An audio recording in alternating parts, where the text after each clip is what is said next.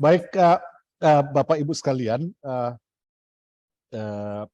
saya akan presentasi tentang sesuai yang ditanyakan oleh Pak Panitia. Diminta untuk menyampaikan bagaimana strategi untuk menarik investor berinvestasi di Indonesia. Saya akan memaparkan materi terkait dengan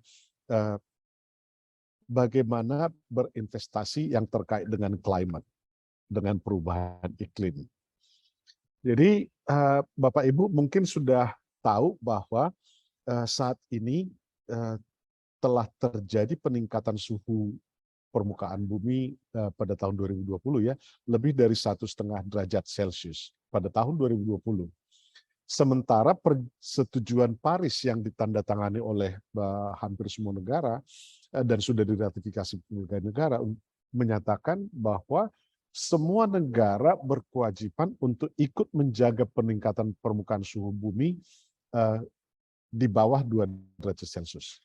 Bahkan sebenarnya ada yang mengatakan harus bisa ditahan di 1,5 derajat Celcius. Jadi kalau ditahan, kalau sekarang sudah ada peningkatan 1,5 di atas 1,5, berarti kita harus bisa mencoba mengabsorb CO2 yang ada di atmosfer itu untuk bisa ditahan di 1,5 derajat Celcius.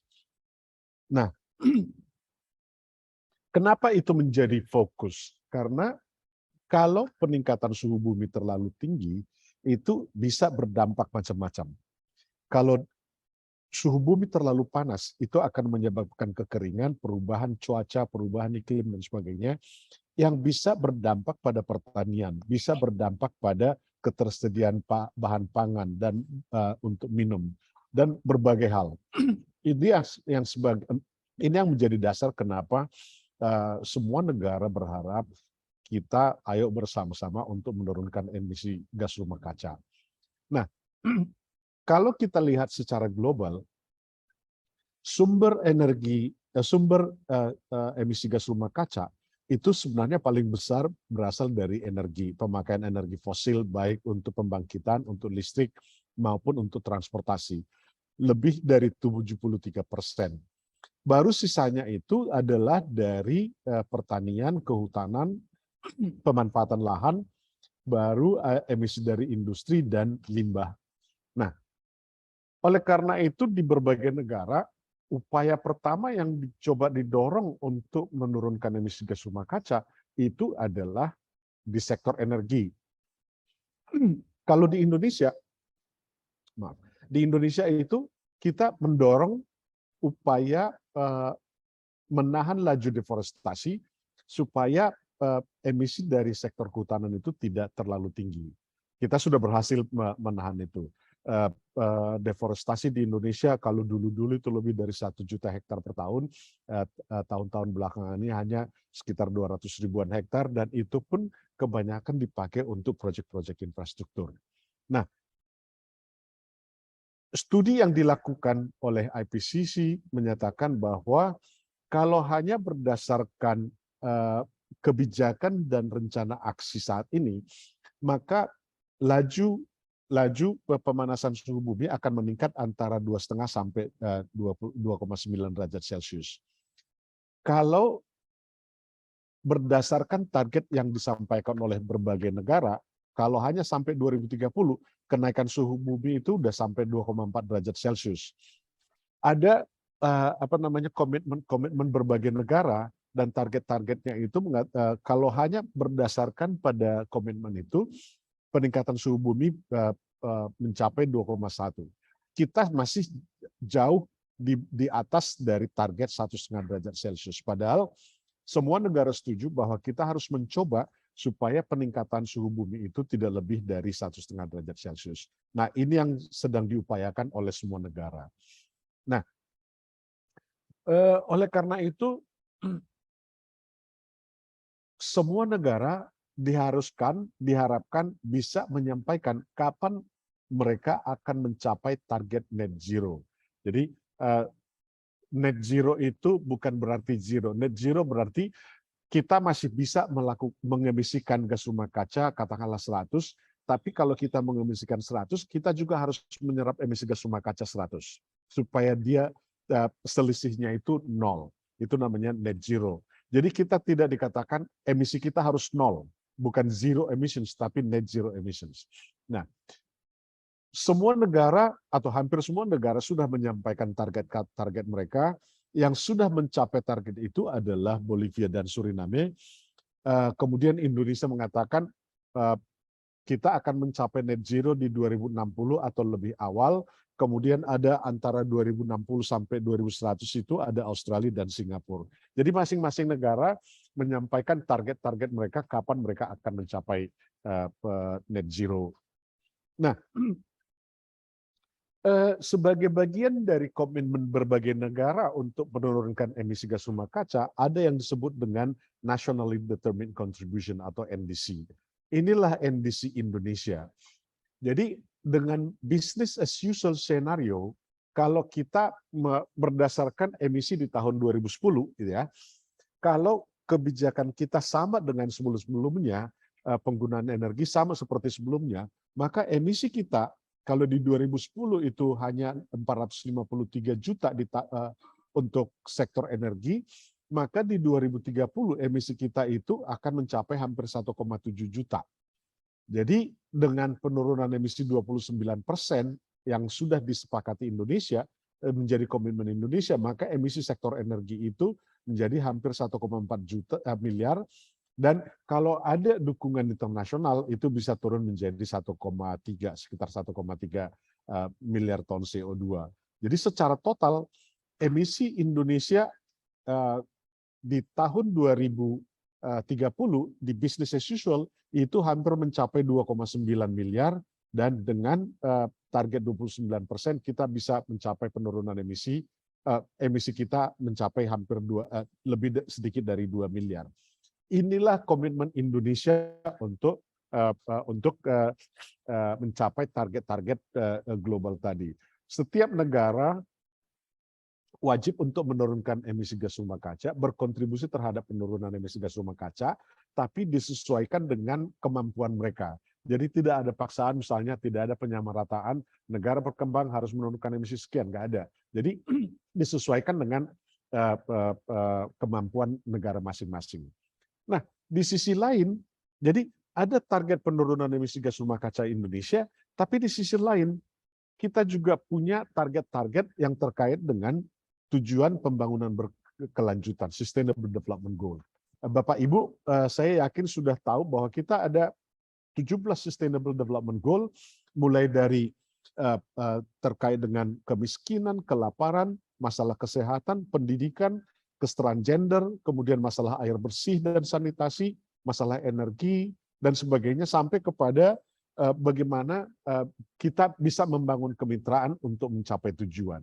Jadi paling tidak ada dua hal besar yang harus dicapai Indonesia. Di satu sisi adalah pencapaian target NDC, di sisi lain adalah bagaimana kita bisa mencapai tujuan pembangunan berkelanjutan. Nah, oleh karena itu,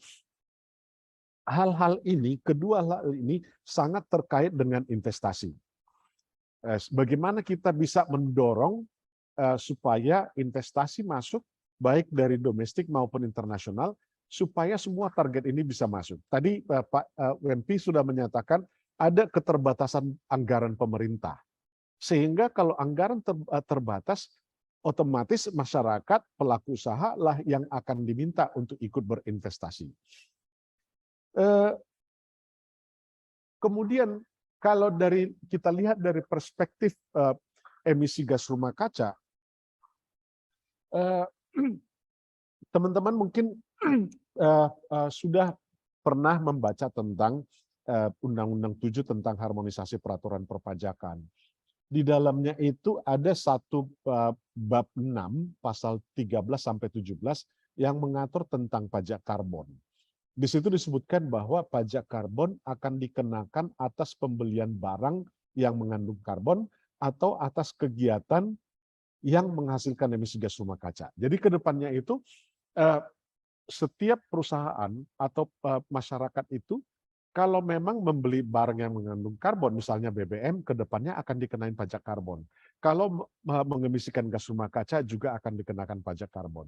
Nah, oleh karena itu menjadi penting bagi setiap individu atau pelaku usaha untuk mengenali berapa sih emisi dari perusahaan saya. Jadi emisi gas rumah kaca itu berupa CO2 atau gas metana atau N2O atau HFC, PFC dan SF6 gitu ya. Jadi ada namanya emisi skop 1. Emisi skop 1 itu adalah emisi yang kita secara langsung bertanggung jawab atau di bawah kontrol kita. Jadi kalau misalnya kita atau perusahaan kita punya kendaraan-kendaraan untuk operasi, berarti kalau kita mengoperasikan kendaraan itu, kita membakar bahan bakar bensin atau solar dan emisinya itu menjadi tanggung jawab kita atau penggunaan energi dan sebagainya.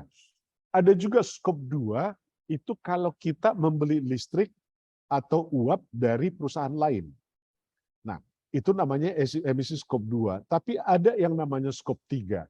Kalau misalnya satu perusahaan itu meminta jasa satu pelaku usaha, misalnya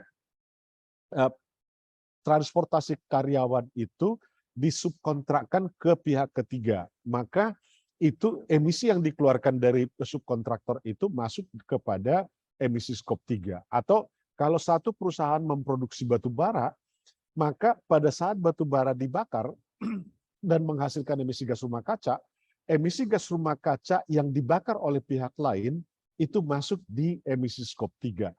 Kalau kita bicara bahwa nantinya corporate itu perusahaan harus mencatat emisi dari skop 1, 2, 3, maka emisi dari pihak ketiga itu harus juga tercatat. Nah, sampai saat ini ada 70 negara yang sudah menetapkan target net zero dan itu mengcover sekitar 76% emisi global. Lebih dari 1.200 perusahaan mereka telah menetapkan science-based target. Jadi dan itu dihubungkan dengan target net zero. Artinya mereka melaporkan skop 1, 2, 3-nya. Lebih dari 1.000 kota, 1.000 lembaga pendidikan, 400 lembaga pendanaan yang juga telah bergabung di dalam Race to Zero. Jadi mereka melaporkan emisi mereka. Nah, perusahaan-perusahaan saat ini itu sangat concern terhadap emisi gas rumah kaca karena ini sangat terkait secara langsung dengan perilaku konsumen dan investor. Kenapa saya katakan seperti itu? Saat ini, misalnya kita ambil katakanlah Nike berproduksi di Indonesia, subkontraktornya memproduksi sepatu Nike, kemudian sepatu itu diekspor ke Eropa. Nah, masyarakat di Eropa sudah lebih concern terhadap emisi gas rumah kaca. Jadi mereka mengatakan kami hanya akan membeli sepatu Nike dengan produk emission rendah. Produk emissions itu adalah emisi yang dihasilkan untuk emisi yang terjadi untuk menghasilkan satu unit produk. Jadi kalau satu pasang sepatu misalnya berapa emisi gas rumah kaca untuk menghasilkan itu dalam prosesnya mulai dari penyiapan bahan baku sampai kepada pengirimannya. Itulah produk emissions. Jadi itu nanti si perusahaan itu akan menginformasikan berapa produk emissions dari sepatunya. Satu pasang itu berapa. Jadi pembeli hanya akan membeli sepatu yang produk emissions rendah. Artinya apa? Kalau supplier sepatu Nike di Indonesia emisinya itu tinggi, bisa jadi kemungkinan Nike-nya tidak akan membeli dari mereka dan tidak akan mengekspor ke Eropa. Artinya apa? Kalau sampai terjadi seperti itu, berarti akan ada pemutusan hubungan kerja. Karena sepatu yang diproduksi tidak bisa dijual, tidak bisa diekspor. Nah, hubungannya ke sana. Kemudian ada investor juga yang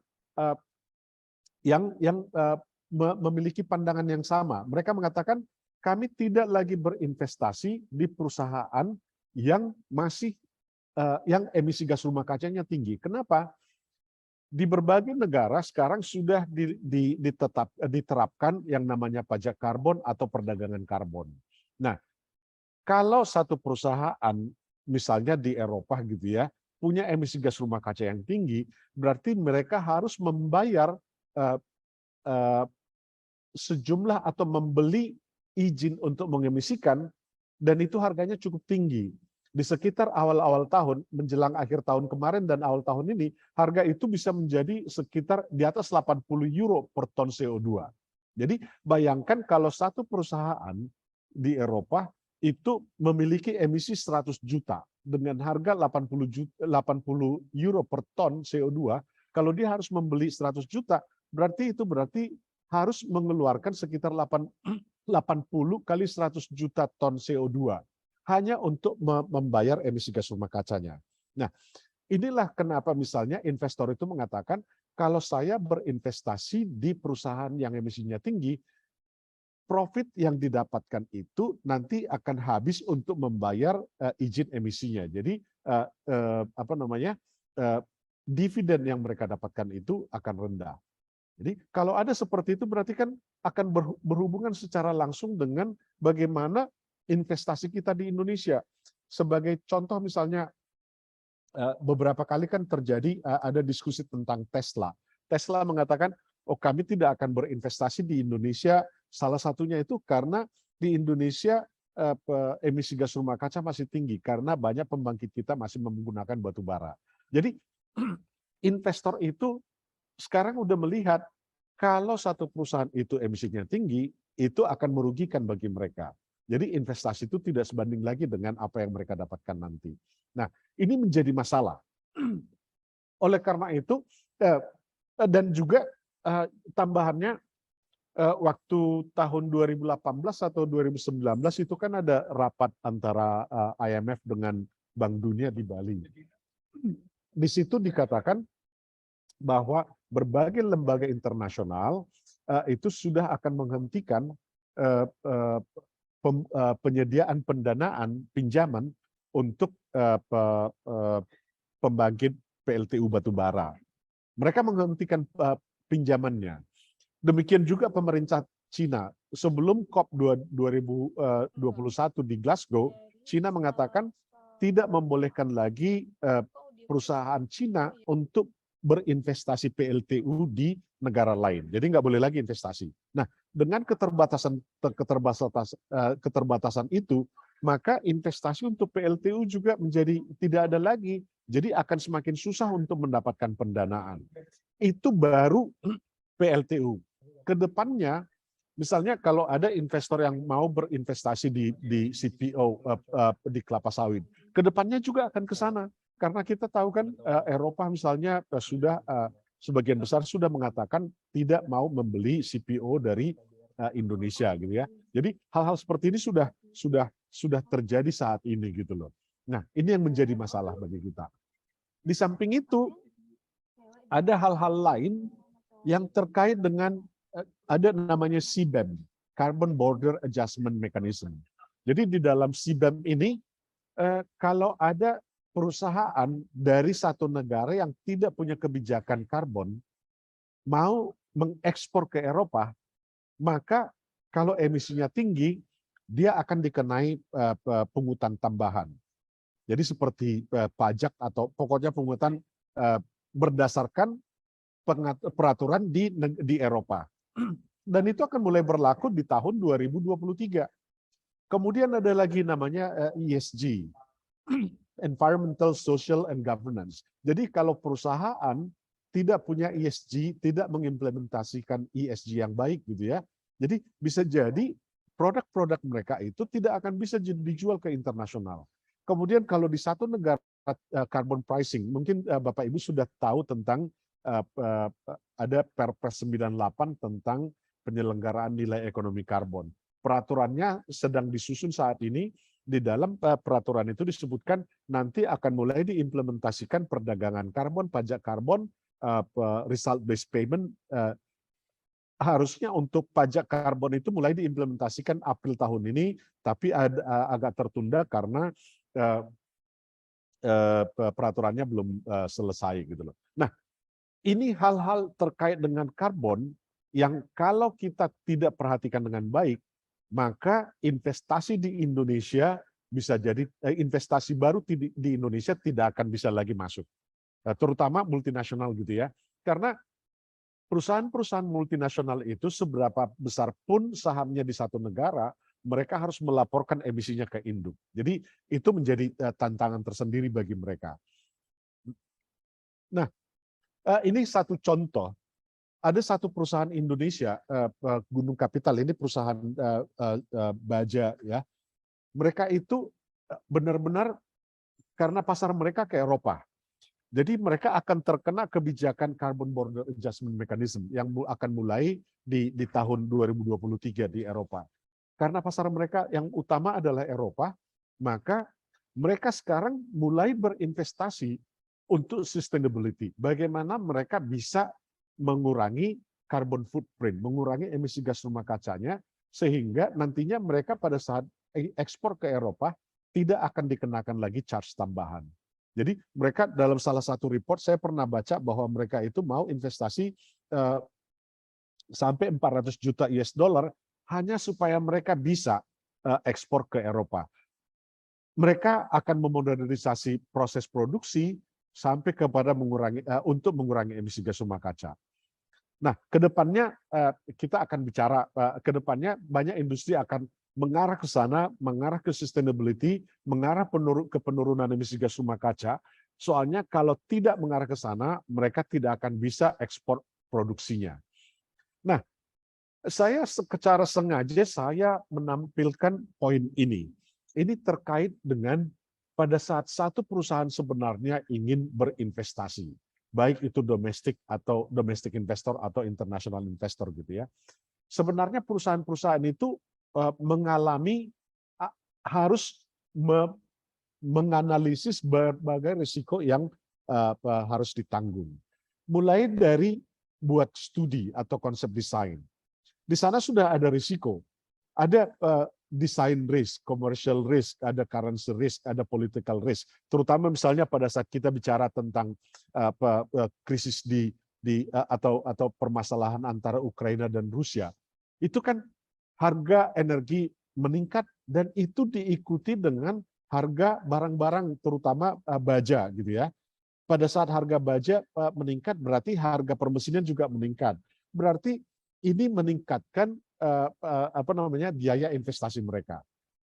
Itu baru di tahap desain. Kemudian pada saat tahap pengembangannya, tahap konstruksinya dan tahap operasinya itu setiap fase dari proses investasi itu ada risikonya. Nah, tinggal nanti bagaimana si investor itu menganalisis risiko ini.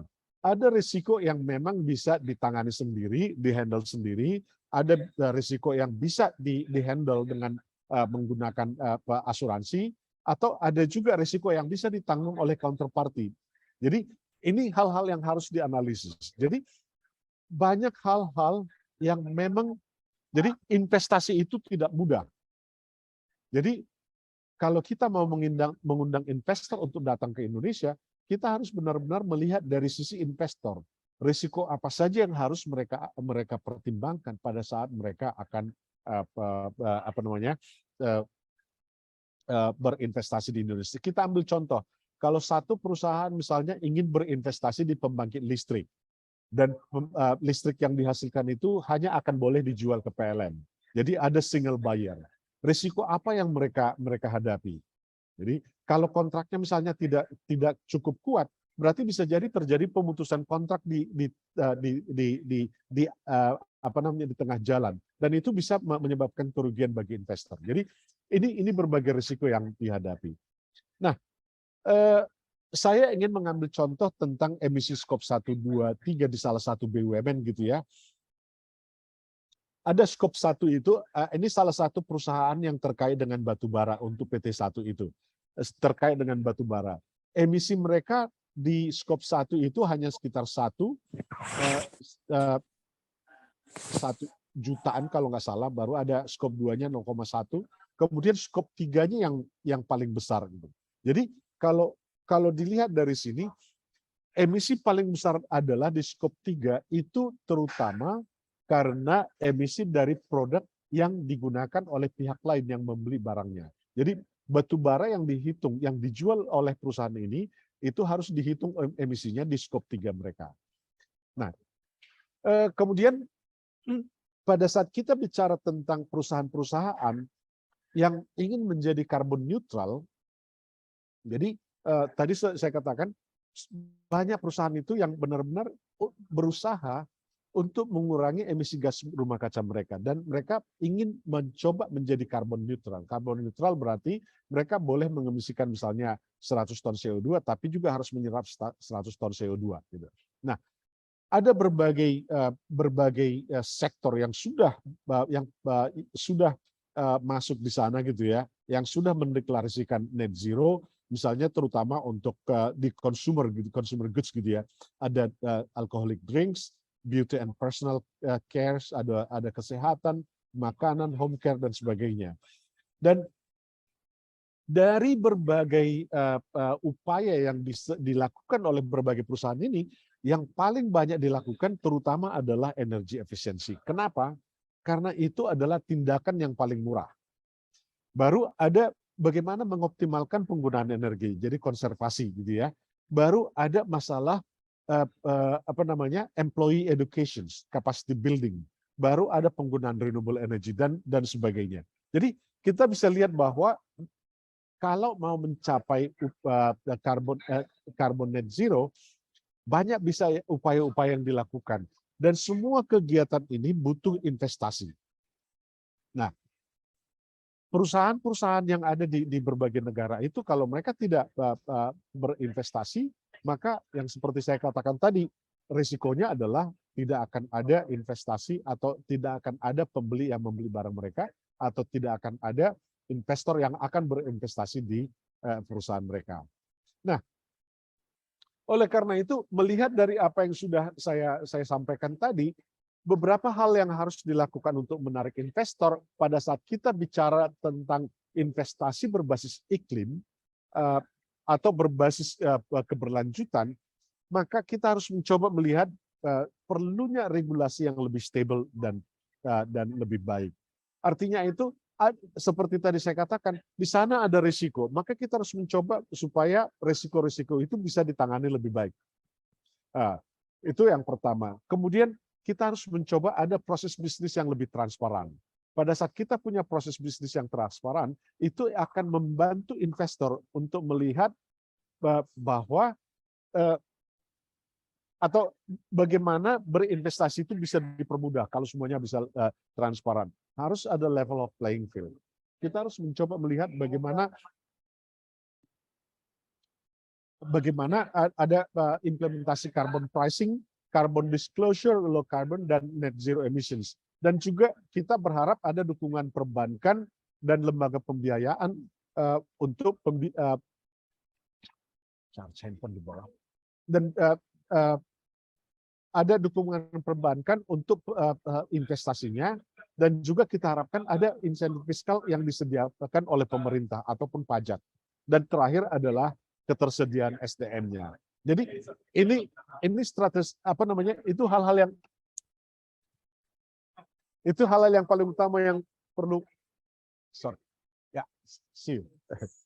itu hal-hal yang terutama yang perlu kita lihat pada saat kita bicara tentang bagaimana kita akan menarik investor untuk masuk ke Indonesia. Demikian kira-kira Bapak Ibu sebagai awal diskusi kita, sebagai pengantar untuk diskusi kita. Terima kasih. Terima kasih Pak Paul atas insight-nya nih Pak ya. Ini bukan lagi isu global, tapi udah dekat dengan kita Pak ya. Sudah dekat dengan kita. Udah dekat kita, dan mungkin kita menjadi salah satu kontributor nih Pak ya, di rumah masing-masing. Oke Pak, sebelum saya memberi kesempatan pada rekan-rekan yang lain, ini kan saya kalau ngikutin laporan tiap tahun di Global Risk Report, mungkin Pak Paul juga melihat Pak ya, trennya itu saya lihat tuh 5 years trennya itu selalu isunya itu terkait climate change atau kegagalan dalam mengelola lingkungan Pak. Ya. Nah, terkait hal ini Pak Paul, sebenarnya dari yang ini konteksnya mungkin di G20 ya Pak ya, atau dari Paris Agreement kemarin ya Pak. Ya. Kalau dari Indonesia sendiri itu sekarang penekanan fokusnya kemana ya Pak? Untuk kontribusi besarnya Pak terkait hal ini? Jadi ada dua sebenarnya. Kalau kita lihat misalnya dari apa yang sudah saya sampaikan tadi ya,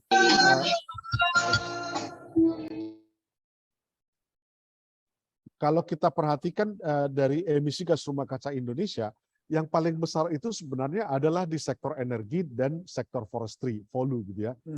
Jadi ini menjadi fokus Indonesia. Jadi saya kebetulan lagi di acara G20 di Bali sekarang. Kita baru selesai diskusi dengan Pak Menteri SDM gitu ya. Kita melihat bahwa sektor energi itu sama seperti di negara lain itu menjadi salah satu fokus utama Indonesia, terutama karena emisi gas rumah kaca Indonesia sangat tinggi di sektor energi karena penggunaan PLTU batubara. Jadi dan juga tentunya di sektor transportasi kita ya, kita nggak bisa melupakan sektor transportasi. Jadi transportasi dan apa namanya pemanfaatan PLTU batubara ini berkontribusi sangat besar terhadap emisi gas rumah kaca Indonesia. Jadi ini menjadi fokus utama Indonesia. Jadi selama seminggu ini rapat di G20 tentang climate dan energi ini fokusnya ke yang dua ini. Bagaimana hutan energi itu bisa diupayakan menjadi untuk diturunkan. Hari ini kita bicara misalnya tentang coal early retirement, jadi penghentian operasi PLTU lebih awal. Gitu. Itu kira-kira, Pak. Oke, baik Pak. Ini ada pertanyaan Pak dari Pak Ade Pak di kolom chat bertanya Pak, kalau melihat di transaksi energi terbarukan Pak, sekarang kalau fokus Indonesia nih berinvestasi di mungkin berbasis berkelanjutan Pak ya, atau berbasis iklim ini, fokusnya kemana Pak? Orientasinya Pak, sementara. Baik, kalau dari sektor energi, investasi paling utama yang diharapkan itu adalah, dan tadi ada disampaikan Pak Menteri SDM dan juga Pak Dadan, Dirjen EBTKE, bahwa kita akan mengarah ke pemanfaatan energi terbarukan sebesar-besarnya. Jadi yang diharapkan bisa menjadi base load itu adalah PLTA, PLTP, tenaga air, tenaga panas bumi gitu ya. Tapi ke depannya itu yang paling besar itu adalah investasi di PLTS, surya, dan juga angin. Jadi kalau mengarah ke 2060 yang paling besar nanti dari sisi kapasitas itu adalah PLTS. Jadi itu harapan kita ke sana. Dan itu salah satu cara bagi kita untuk bisa menurunkan emisi gas rumah kaca, sehingga nanti investor-investor itu bisa berinvestasi di Indonesia. Kalau emisi gas rumah kaca Indonesia secara keseluruhan sudah lebih rendah. Itu Pak. Oke, baik. Ya Pak Paul juga nih beberapa waktu lalu kami sempat diskusi juga terkait dengan teman-teman di pemeringkat efek Pak ya, kan dari pendanaan ya Pak, green financing gitu. Salah satunya adalah misalkan recycle dari sampah jenisnya gitu. Investor masuk tiba-tiba juga takut dengan political risk kita nih Pak. Ya, benar. Ganti apa di daerah ataupun dari nasional juga berubah. Sehingga ketika mereka pengen di rating berapa kredit scoringnya nih. Nah, mereka nggak berani karena political risk tinggi. Nah, dari pengalaman Pak Paul nih Pak, melihat iklim investasi yang aman dan ini Pak ya, aman secara finansial dan juga aman secara bumi, kira-kira seperti apa nih Pak pandangan Pak Paul Pak? Jadi ini satu contoh aja Pak ya, karena Bapak tadi bicara tentang limbah. Itu kan pemerintah sebenarnya sudah menerbitkan Perpres tentang PLTSA ya, pembangkit listrik tenaga sampah ya. Jadi bagaimana kita mengolah limbah itu sebagai produk akhirnya, produk tambahan, produk sampingan itu adalah listrik. Tapi tujuan utamanya itu adalah pengelolaan sampah. Nah, Perpresnya sudah ada, di situ dikatakan misalnya bahwa tarif listrik yang akan dibeli oleh PLN adalah 13,5. Nah, sen per kilowatt hour. Ada percontohan di 12 kota. Tapi pada kenyataannya, orang-orang sudah dengan Perpres itu, banyak investor yang berlomba-lomba masuk ke Indonesia untuk berinvestasi. Tapi pada akhirnya mereka kecewa pada saat ternyata waktu mereka negosiasi dengan PLN, harga yang ditetapkan di Perpres itu tidak bisa didapat. Kalau baca beberapa waktu lalu, itu investor untuk PLTSA di Sunter itu akhirnya mundur. Itu yang dari Finlandia kan. Ya, betul. Salah satu masalahnya itu. Jadi Pemda misalnya sudah siap untuk mendukung, tapi harga listriknya nggak bisa di-backup. Jadi inilah permasalahannya. Jadi itu makanya tadi saya katakan bahwa salah satu hal yang penting itu adalah regulasi yang kuat, yang stabil, dan yang paling penting sebenarnya implementable. Jadi Indonesia itu pemerintah banyak menerbitkan aturan, tapi sebenarnya tidak bisa atau katakanlah sulit untuk diimplementasikan. Nah, saya kadang-kadang bisa mengerti karena gini, pola pikir birokrasi itu adalah mereka mencoba membuat itu supaya sequencing gitu ya. Sequencing itu bisa lurus, tidak ada masalah, tidak ada risiko, terutama risiko terhadap korupsi dan sebagainya. Jadi, tapi karena proses seperti itu, dia kadang-kadang membuat proses itu menjadi lebih panjang. Padahal dan kadang-kadang karena proses yang harus melalui meja, kadang-kadang kita terpaksa karena kita ingin supaya cepat. Kadang-kadang ada orang berupaya untuk mempercepat dengan imbalan atau janji-janji apapun gitu ya. Sementara pengusaha itu mengatakan kalau kami dibebankan biaya itu lebih mudah asalkan cepat. Tapi biayanya biayanya jelas bahwa itu adalah pungutan gitu loh. Jadi misalnya saya pernah minta data ke salah satu badan pemerintah gitu ya, karena mereka punya data itu. Saya udah kirim surat berkali-kali, sampai saat ini saya tidak pernah dapat data itu. Padahal yang pegang data itu saya kenal, tapi nggak bisa keluar data itu. Nah, ini contoh ketidakjelasan gitu ya. Padahal kalau dikatakan, oke, kalau mau ambil data itu, silahkan bayar berapa gitu. Itu lebih mudah, karena bagi kita sebagai investor, itu adalah bagian dari expenses. Jadi lebih mudah mengeluarkan uang untuk sesuatu yang jelas daripada harus ngajak makan keluar supaya nanti bisa dapat datanya gitu. Itu ajak makan ini jadinya tidak sesuatu yang tidak bisa dipertanggungjawabkan. Itu kira-kira, Pak. Ya, kerja Pak. Bapak Ibu sekalian ada pertanyaan? Saya berikan kesempatan kepada 2 orang, Bapak Ibu. Saya lihat cek apakah ada yang raise hand, Bapak Ibu sekalian. Oke. Oke, mungkin kalau nggak ada saya nanya dulu nih Pak Paul ya. Nanti sebelum saya beri kesempatan untuk closing dari Pak Paul ya Pak. Ya. Pak Paul, ini kan sebenarnya jadi isu dari teman-teman bergerak juga masalah financing ya Pak, pendanaan ya Pak. Beberapa instrumen national interest pun lewat kementerian atau lembaga juga diarahkan sudah ke green investment ya Pak. Nah, mungkin dari Pak Paul sendiri ada ini nggak Pak ya, key success factor atau kiat-kiat bagaimana teman-teman nanti di sini kan banyak anak muda juga nih Pak, yang nanti going concern-nya ke green investment segala macam, ada kiat-kiat nggak Pak ya, nanti biar nanti pada saat memulai suatu usahanya yang berbasis sosial atau berbasis iklim juga dapat diminati oleh investor nih Pak. Mungkin itu dari Pak. Baik. Saya Pak. Baik.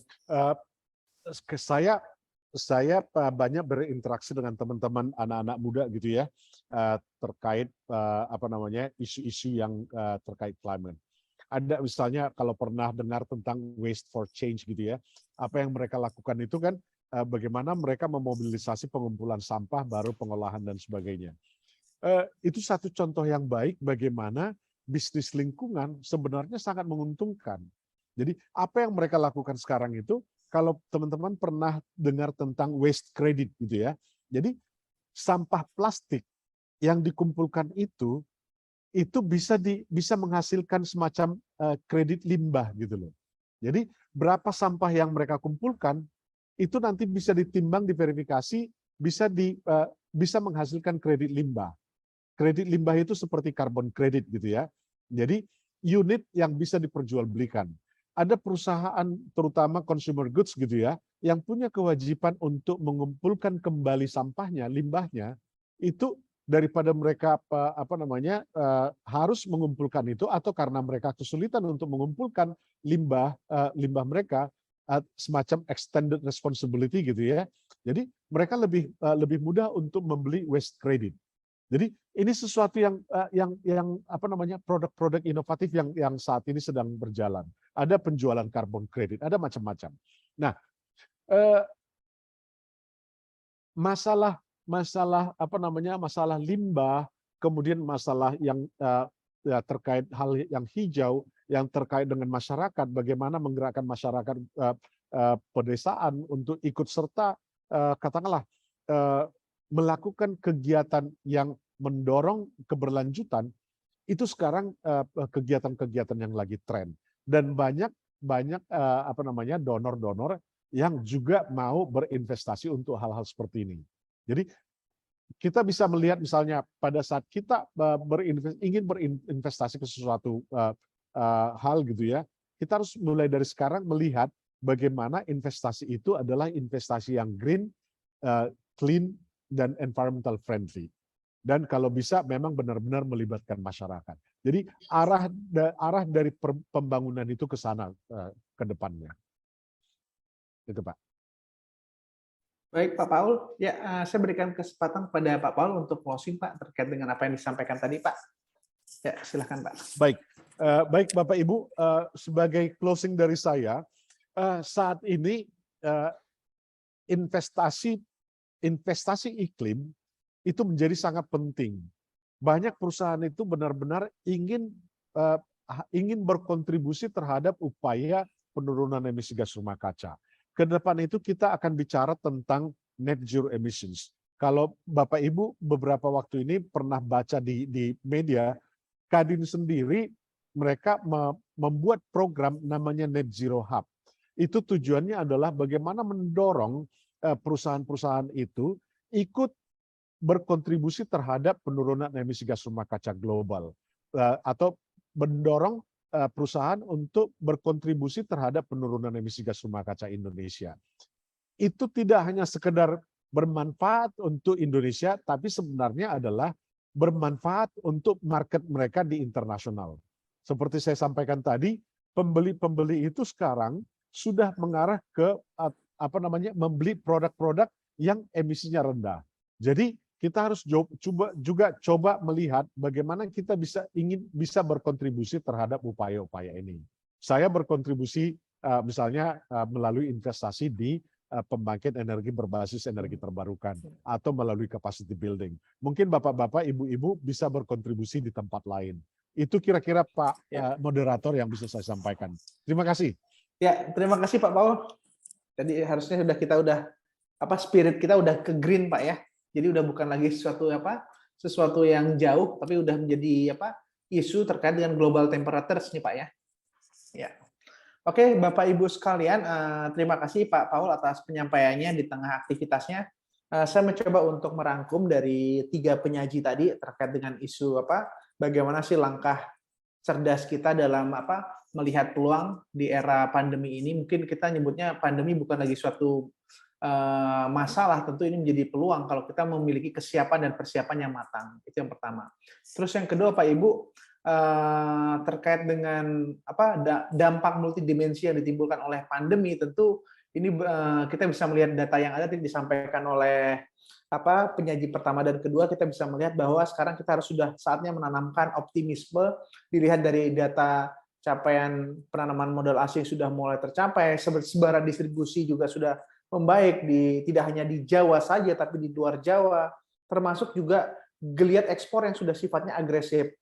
Paling tidak ini menjadikan indikator untuk menjawab pertanyaan apakah pertumbuhan yang selama ini dianggap sebagai akibat lobbyist effect karena statusnya dari minus menjadi positif, ini bisa terjawab gitu ya, sehingga nanti harapannya kita lebih optimis, sentimen kita lebih positif terhadap berbagai isu yang berkembang di market. Terus tadi juga disampaikan oleh Pak Paul, terakhir saya sepakat juga ya, apa yang kita bisa kontribusikan adalah memulai dari diri sendiri nih. Dari kita mulai berinvolve atau terlibat langsung di kegiatan-kegiatan yang ada aktivitas mulai green concern atau sebagai investor, atau memulai dari lingkungan bisnis atau organisasi kita untuk menjaga terutama emisi-emisi yang ditimbulkan. Mungkin demikian dari saya. Terima kasih Pak Paul atas penyajiannya Bapak Ibu sekalian.